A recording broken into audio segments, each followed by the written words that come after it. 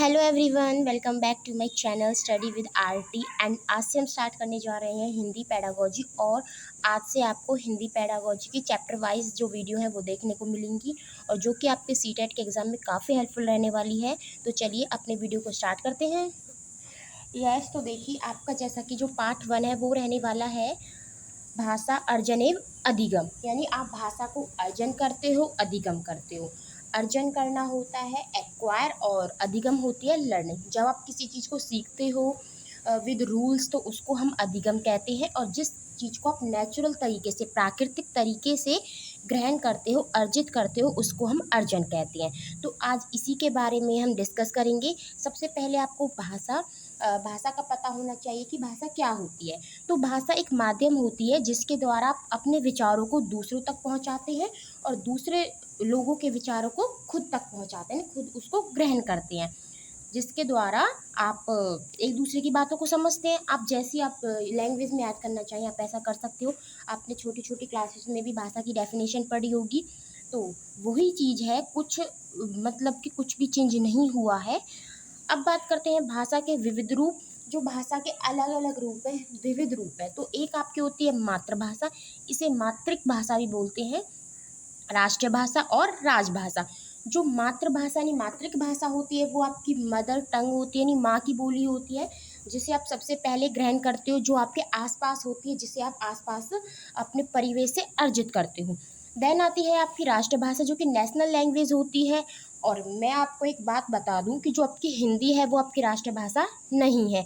जो हमारा आपका नेशनल है उसमें राज्य की जो भाषा है वो आपकी हिंदी है। यानी अगर हम बात करें कि हिंदी हमारी क्या है, तो हिंदी हमारी राजभाषा है, पर हिंदी हमारी राष्ट्रभाषा नहीं है। हमारी कोई भी राष्ट्रभाषा नहीं है, क्योंकि हमारा जो देश है वो बहुभाषी देश है, यानी उसमें बहुत सारी भाषाएं बोली जाती है। तो इसीलिए हिंदी को राष्ट्रीय भाषा कहना गलत होगा। आप हिंदी को राजभाषा कह सकते हो, ठीक है। और वो किसके तहत हमने हिंदी को राजभाषा कहा है, तो वो आपका आर्टिकल 343A के तहत हमने हिंदी को अपनी राजभाषा बोला है। अब बात करते हैं OLA यानी ऑफिशियल लैंग्वेज एक्ट। जो ऑफिशियल लैंग्वेज एक्ट था वो 1963 में पारित हुआ, जिसमें हमने ऑफिशियल लैंग्वेज हिंदी को माना है और एसोसिएट ऑफिशियल लैंग्वेज इंग्लिश को माना है। आई होप आपको यहाँ तक समझ में आया होगा। अगर आप वीडियो के साथ साथ नोट्स बनाना चाहते हैं तो काफ़ी अच्छी बात है। अगर आप वीडियो के साथ साथ नोट्स बनाना नहीं चाहते तो आपको इन जो ये नोट्स है इसकी जो PDF है आपको चैनल के कम्युनिटी पोस्ट में मिल जाएगी। तो आप वहाँ जाकर चेक कर सकते हैं और वहाँ पर आपको CTET के सभी सब्जेक्ट की PDF मिल जाएगी। तो आप वहाँ जाकर सभी PDF को डाउनलोड कर सकते हैं और अपनी तैयारी को बेस्ट बना सकते हैं। बाकी की जो PDFs है उनका रिवीजन सीरीज़ आप देख सकते हैं। चैनल पर मैं डेली वीडियो अपलोड करती हूँ रिवीजन सीरीज़ की, जिसमें हम उन नोट्स को रिवाइज करते हैं। चलिए अपने नेक्स्ट की तरफ चलते हैं। और आई होप आपको वीडियो क्लियर दिख रही होगी, क्योंकि मैं पूरी कोशिश कर रही हूँ कि आपको जो वीडियो है वो क्लियर दिखे, आपकी वीडियो से थोड़ी बहुत हेल्प हो। आई होप आपको वीडियो से हेल्प भी मिल रही होगी। तो अब बात करते हैं त्रिभाषा सूत्र की, यानी थ्री फॉर्मूला लैंग्वेज की। त्रिभाषा सूत्र क्या था, जो कि 1964 से 1966 यानी कोठारी आयोग के तहत पारित किया या फिर लागू किया। थ्री लैंग्वेज फॉर्मूला था जिसमें 3 भाषाओं की बात हुई। अब हम कितनी भाषाओं की बात करेंगे, हम 3 भाषाओं की बात करेंगे। जैसे कि आपका एक तो हिंदी, जहाँ पे हिंदी बोली जाती है, एक नॉन हिंदी जहाँ पे हिंदी नहीं बोली जाती। देखिए, अगर जहाँ पर हिंदी बोली जा रही है तो वहाँ पे आपकी जो फर्स्ट लैंग्वेज यानी मदर टंग लैंग्वेज है वो आपकी हिंदी रहेगी। तो वो तो आपको सीखनी है, वो तो आप अर्जित ही कर लेते हो। वैसे भी हिंदी को सीखते थोड़ी ना हो आप। जो अपनी आसपास की जो भाषा होती है, जो आपके क्षेत्र में बोली जाती है, आपके घरों में बोली जाती है, तो उसको तो आप अर्जित करते हो। उसको कहीं सीखते हो, किसी क्लासेस में जाते हो अपनी मातृभाषा को अर्जित करने के लिए? नहीं जाते। तो वो तो है ही। अब जो सेकंड लैंग्वेज है वो हमारी इंग्लिश है और थर्ड लैंग्वेज है मॉडर्न इंडियन लैंग्वेज। यानी आप थर्ड लैंग्वेज किसी को भी चूज़ कर सकते हो जो आपको पढ़नी है। अब बात करते हैं नॉन हिंदी की, जहाँ पे हिंदी नहीं बोली जाती। तो फर्स्ट वहाँ पे मदर लैंग्वेज होगी, यानी जो मदर टंग होगी, क्योंकि हिंदी नहीं है तो कोई दूसरी मदर टंग होगी। जैसे हम अमेरिका की बात करें या फिर ऐसे देशों की बात करें जहाँ पर हिंदी उनकी राष्ट्र नहीं, जहाँ पर हिंदी उनकी मदर टंग नहीं है, तो वहाँ पर जो उनकी भाषा है वो उसे अर्जित करते। देन हिंदी भी ज़रूरी है सीखना। और दूसरी मॉडर्न इंडियन लैंग्वेज, वो कुछ भी हो सकती है। अब वो इंग्लिश हो या फिर एनी लैंग्वेज हो, उसमें कोई बर्डन नहीं है कि ये ही होनी चाहिए। अब बात करेंगे हम भाषा अर्जन की, यानी भाषा को कैसे अर्जित कर सकते हैं, भाषा को कैसे एक्वायर कर सकते हैं।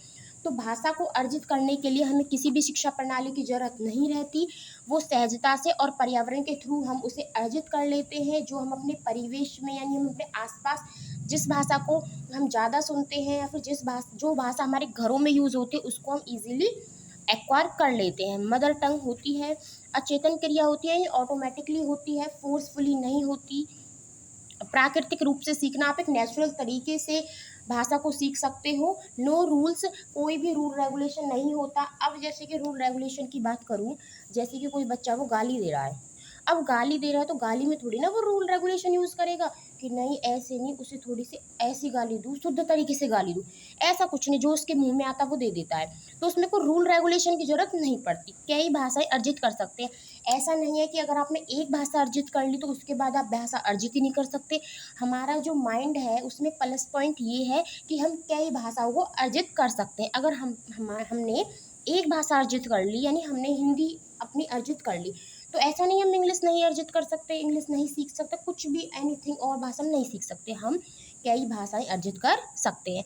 आई होप आपको भाषा अर्जन समझ में आया होगा। यहाँ पे मैंने छोटा सा डायग्राम भी बनाया है कि ये आप हो, आप नहीं, कोई बच्चा है और इसके जो एनवायरनमेंट में जो भी भाषा है उसको वो अर्जित कर रहा है, यानी उसे ग्रहण कर रहा है।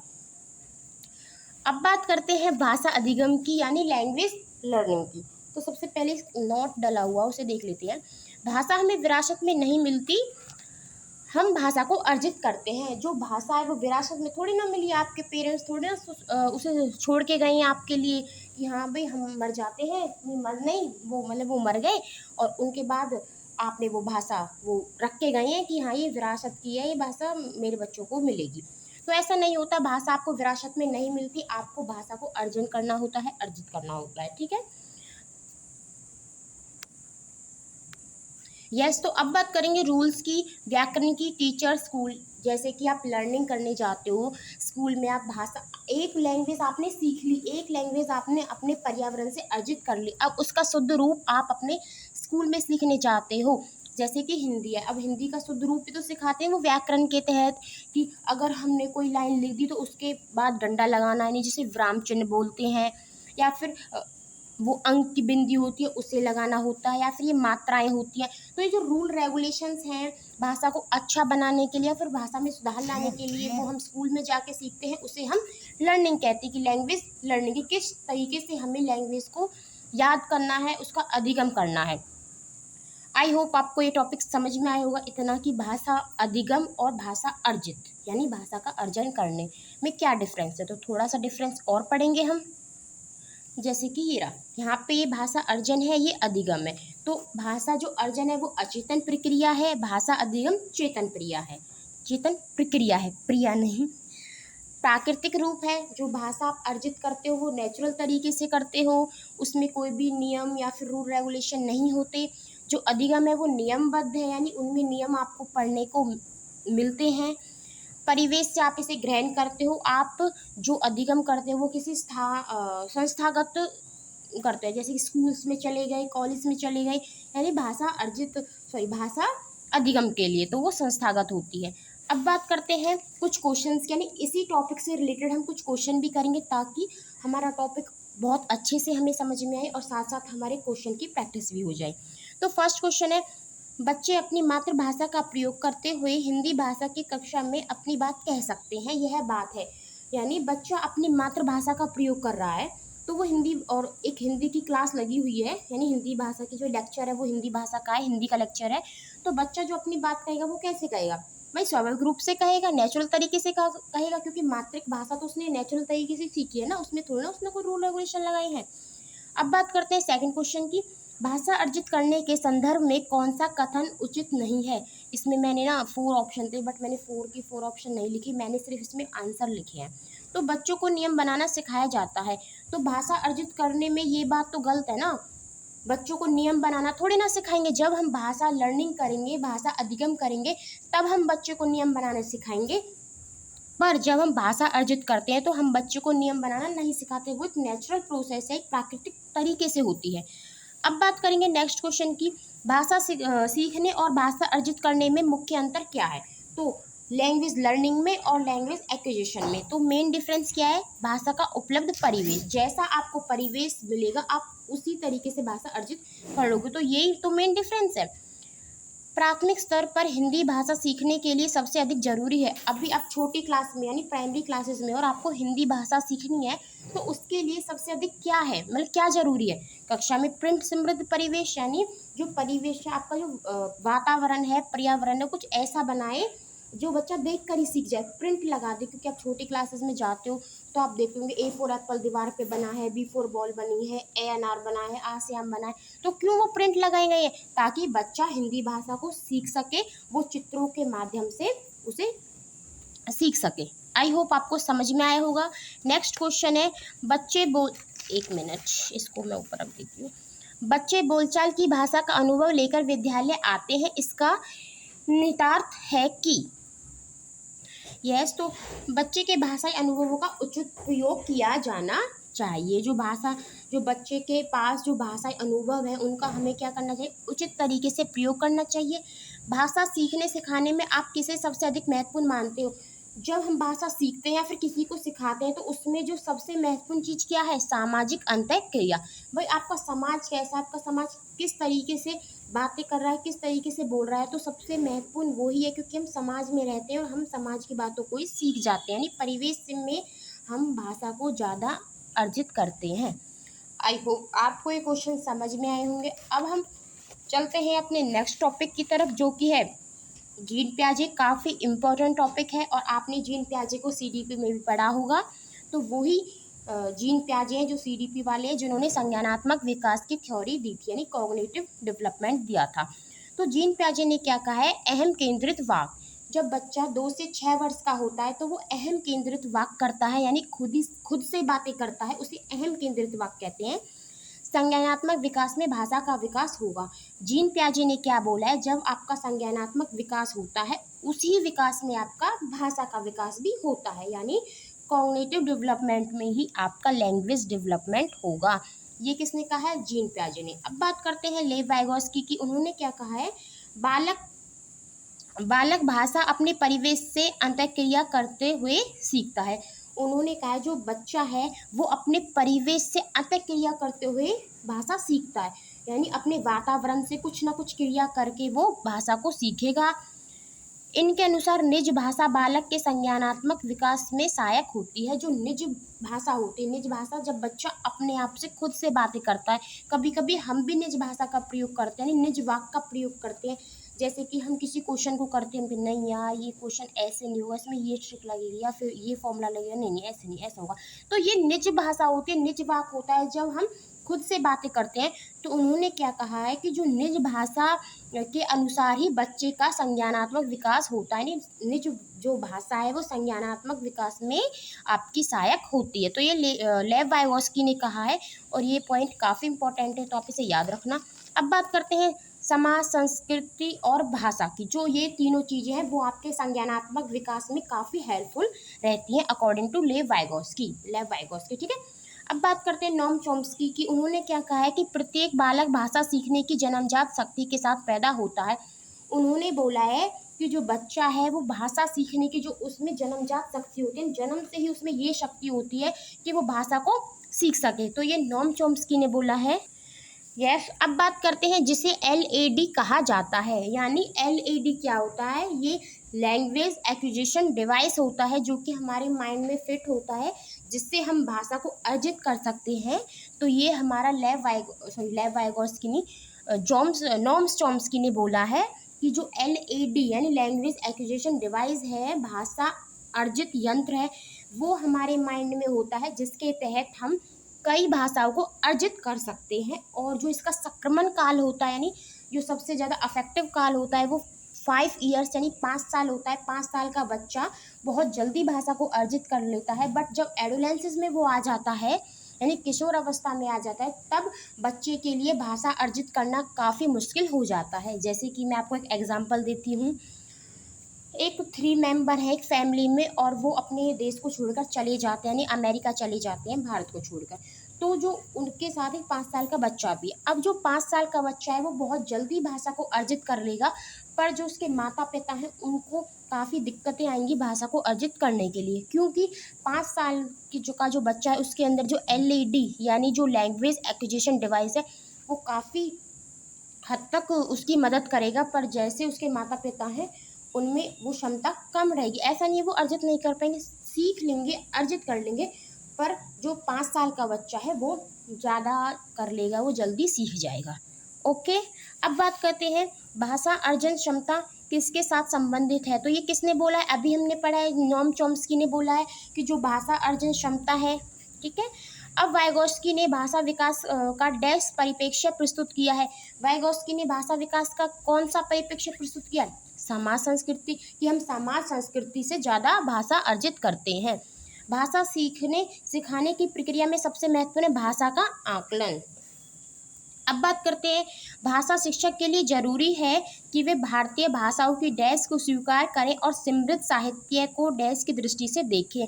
यानी जो भाषा शिक्षक है उसके लिए सबसे जरूरी है कि जो भारतीय भाषा में जो विविधताएं हैं, यानी जो विविधताएं यानी मतलब हम विविधताओं को कैसे एक्सप्लेन कर सकते हैं, जो डिफरेंसेस हैं उनको वो स्वीकार करें और सराहना की दृष्टि से उन्हें देखें। हिंदी भाषा शिक्षक का यह प्रयास होना चाहिए कि वह जो हिंदी भाषा शिक्षक हैं, जो आपको हिंदी पढ़ाता है, उस टीचर का क्या प्रयास होना चाहिए कि बच्चों की भाषा संबंधित सहज रचनात्मक को बढ़ावा देने का वो अवसर दे, यानी उसे बढ़ावा दे, जो भाषा संबंधित सहज रचना शक्ति है उसको बढ़ने के वो अवसर दे। यस, तो अब बात करते हैं सार्थक पढ़ते समय कभी कभी वाक्य शब्दों की पुनरावृत्ति करता है, यह भाषाई व्यवहार दर्शाता है। जो एक सार्थक नाम का लड़का है वो कभी कभी जैसे पाठ पढ़ रहा है तो बार बार वो वाक्यों का उदाहरण करता है, तो ये क्या दर्शाता है कि वह समझ कर पढ़ने की कोशिश कर रहा है। कभी कभी हम भी तो ऐसा करते हैं, एक लाइन को 1 से 2 बार पढ़ते हैं तो क्या करते हैं, हम उस लाइन को समझ रहे हैं, समझ कर पढ़ रहे हैं। डैश भाषा का अति महत्वपूर्ण प्रक्रिया है संप्रेषण, जो अभी स्टार्टिंग में ही बताया था। भाषा सीखने के संदर्भ में कौन सा कथन सही है, बच्चों में भाषा अर्जित करने की जन्मजात शक्ति होती है। ये आपका नोम चॉम्स्की ने बताया था कि बच्चों में जो भाषा अर्जित करने की जो शक्ति है वो जन्मजात होती है। बहुभाषिक कक्षा में बच्चों की भाषाएं, बहुभाषिक कक्षा उसे बोलते हैं जिसमें बहुत सारी भाषाएं बच्चे बोल रहे हों, तो उनमें जो बच्चों की भाषाएं हैं वो संसाधन के रूप में कार्य करती हैं। अब संसाधन के रूप में कैसे कार्य करती है, क्योंकि जो बहुभाषीय बच्चों की क्लास है उसमें जो आपस में बच्चे कई भाषाएं सीख जाएंगे, एक बच्चा दूसरे बच्चे से, दूसरा बच्चा तीसरे बच्चे से, क्योंकि वहाँ पर बहुभाषीय क्लास है तो वो संसाधन का कार्य करेंगी। डिस्ग्राफिया से प्रभावित बच्चों की मुख्य रूप से डैश में कठिनाई होती है। जिन बच्चों को डिस्ग्राफिया जो डिसेबिलिटी होती है तो वो किस चीज़ में कठिनाई महसूस करते हैं, लिखने में। ओके, अब बात करते हैं भाषा केवल अभिव्यक्ति का माध्यम ही नहीं बल्कि स्वयं से डैश का माध्यम है। यानी भाषा के द्वारा हम केवल अभिव्यक्त नहीं कर सकते बल्कि भाषा जो बातचीत का भी माध्यम है, क्योंकि भाषा के माध्यम से ही तो हम बातचीत करते हैं। भाषा सभी विषयों के डैश है, केंद्र है। जितने भी विषय है सभी क्या है, भाषा के केंद्र है। कोई भाषा किसी भी लिपि में लिखी जा सकती है, इस कथन पर आपकी क्या राय है। ये बिल्कुल हद तक संभव है, क्योंकि एक भाषा कई भाषाओं की लिपि भी तो सेम होती है। जैसे कि आपकी हिंदी भाषा की लिपि देवनागरिक है और सांस्कृतिक भाषा की लिपि भी तो देवनागरिक ही है, तो कई भाषा किसी भी लिपि में लिखी जा सकती है। अब हम संस्कृत को भी देवनागरिक लिपि में लिख सकते हैं और हिंदी को भी देवनागरिक लिपि में लिख सकते हैं, तो हम कई भाषाओं को एक लिपि में लिख सकते हैं, तो ये बहुत हद तक संभव है। यस, अब बात करते हैं हिंदी के पाठों में अन्य भाषाओं के शब्दों के होने का अर्थ है। यानी जब आपका हिंदी में कोई बुक होती है, हिंदी का पाठ होता है, तो उसमें अन्य भाषाओं का भी प्रयोग किया जाता है। जैसे कि हम बुकों को पढ़ते हैं तो उसमें हिंदी में लिख रही है कोई चीज़, तो ब्रैकेट में उस चीज़ की इंग्लिश भी लिखी होती है, तो इसका क्या अर्थ है, पाठ समाज के बहुभाषी स्वरूप की सहज प्रस्तुति। यानी अगर उस बुक को कोई बहुभाषी वाला पढ़ रहा हो, जो एक से अधिक भाषाएं बोलता हो, तो उसके लिए वो हेल्पफुल रहे। उस वजह से हम हिंदी में भी कभी कभी अन्य भाषाओं का प्रयोग कर देते हैं। प्राथमिक स्तर के बच्चों के भाषा विकास की दृष्टि से सर्वाधिक महत्वपूर्ण है।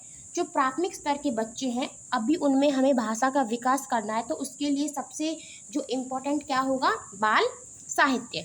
अब बात करते हैं प्राथमिक स्तर के बच्चों के लिए पाठ्य पुस्तक के निर्माण में आप सर्वाधिक महत्वपूर्ण किसे मानते हैं।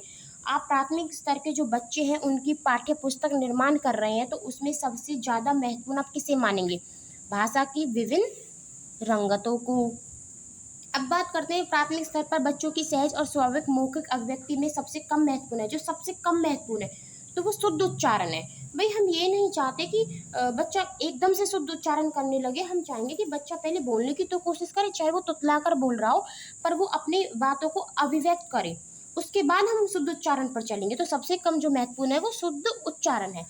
प्राथमिक स्तर पर भाषा शिक्षण का उद्देश्य है, जब हम प्राथमिक स्तर पर बच्चे को भाषा शिक्षण देते हैं, भाषा को लर्निंग करते हैं, फिर भाषा की हम उसे नॉलेज देते हैं, तो उसका क्या उद्देश्य होता है? पठन के द्वारा ज्ञान अर्जन एवं आनंद प्राप्ति में समर्थ बनाना। यानी जब हम उसे पढ़ा रहे हैं तो उसके द्वारा वो कुछ ज्ञान अर्जित करे और आनंद भी ले। ऐसा नहीं है कि बच्चे को पढ़ते समय बोरियत फील हो, उसे मज़ा ही नहीं आए, तो फिर बच्चा ज्ञान अर्जित नहीं करेगा। क्योंकि अगर हम किसी चीज़ को पढ़ा रहे हैं तो हमारा ये उद्देश्य होना चाहिए कि जिस चीज़ को हम पढ़ा रहे हैं उससे बच्चे को कुछ ना कुछ ज्ञान मिले, साथ साथ उसका मनोरंजन भी हो, ताकि वो बोरियत फील ना करे। अब बात करते हैं विश्व की सभी भाषाएं थोड़े से फेर बदल से एक ही लिपि में लिखी जा सकती हैं। पूर्णतः सत्य है, क्योंकि ऐसा क्वेश्चन हमने पीछे भी पढ़ा है कि एक भाषा को हम कई लिपियों में लिख सकते हैं। तो ये बात एकदम सही है और काफ़ी हद तक संभव हो सकती है। तो आज के लेक्चर में इतना ही। आई होप आपको क्लास अच्छे से समझ में आई होंगी और आपको इस टॉपिक से रिगार्डिंग कोई भी डाउट हैं वो क्लियर हुए होंगे। अगर फिर भी आपके डाउट क्लियर नहीं होते तो आप कमेंट बॉक्स में मुझे बता सकते हैं। आपको जो भी टॉपिक में प्रॉब्लम है तो मैं उसकी अलग से वीडियो बना दूंगी। बट चैप्टर फर्स्ट आपका इतना ही था। And bye, thanks for watching. अगर वीडियो हेल्पफुल लगी तो वीडियो को लाइक करना, शेयर करना और अच्छे से कमेंट करना और चैनल को सब्सक्राइब जरूर करना। अगर आप चैनल सब्सक्राइब करते हो तो आप बेल आइकन को जरूर प्रेस करना, क्योंकि आगे आपको काफ़ी इंपॉर्टेंट लेक्चर देखने को मिलेंगे जो कि आपकी सीटेट में काफ़ी हेल्प करने वाले हैं। तो इसीलिए चैनल को सब्सक्राइब करके बेल आइकन का बटन जरूर दबा लें। अरे ये क्या आ गया? Okay bye.